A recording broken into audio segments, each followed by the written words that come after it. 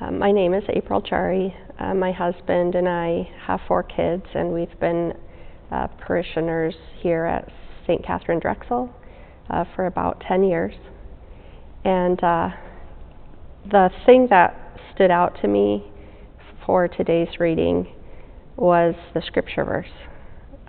Live justly, love tenderly, and walk humbly with your God.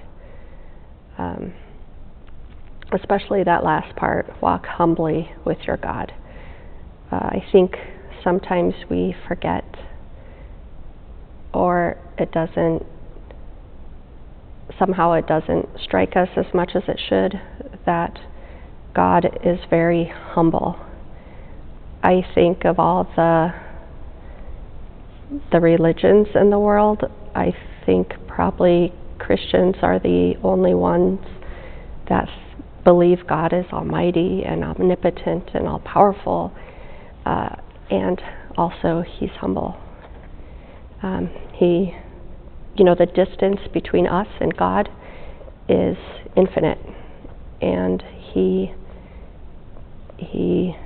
transcends that distance to come to us and become man, and He goes even further to become to take the form of a piece of bread and wine. And it makes me think of this one time that when I had an experience. I was at the Theology of the Body Institute, and that morning in my prayer I had asked God, how do you see me? Can you let me know how you see me? And then later that evening, when I was walking up to communion, this little clip of this video, of like a movie clip, flashed into my memory. And I don't even know the name of the movie, and I've never even seen the whole thing. I've only ever seen this little clip on YouTube. And in the clip, this man who is in love with this woman and is a good friend of hers, and he's watched her make a lot of bad decisions in her relationships and get her heart broken and pick the wrong guys, and he's trying to get her to just give him a chance. And he says to her, "You are worthy of all my adoration. I know you don't believe it and you don't know it, but you are worthy." And so on this day, when I was going up to communion, that's the line that popped into my head. You are worthy of all my adoration. And it just struck me anew, God's tender and reverential love for us.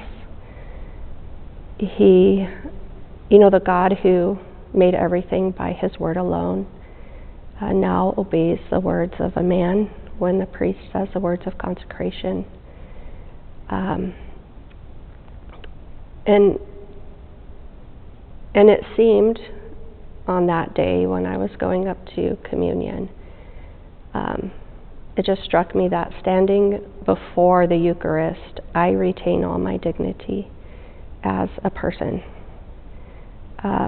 But Jesus lets go of even His human dignity and becomes like an inanimate object.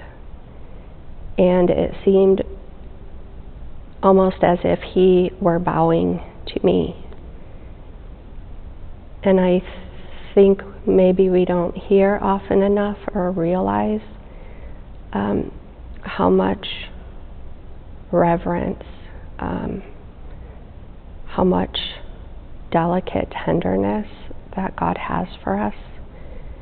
If we could really let that seep in, I think we would live our lives very differently. Let go of a lot of our idols, and I think we would treat one another with a lot more reverence as well.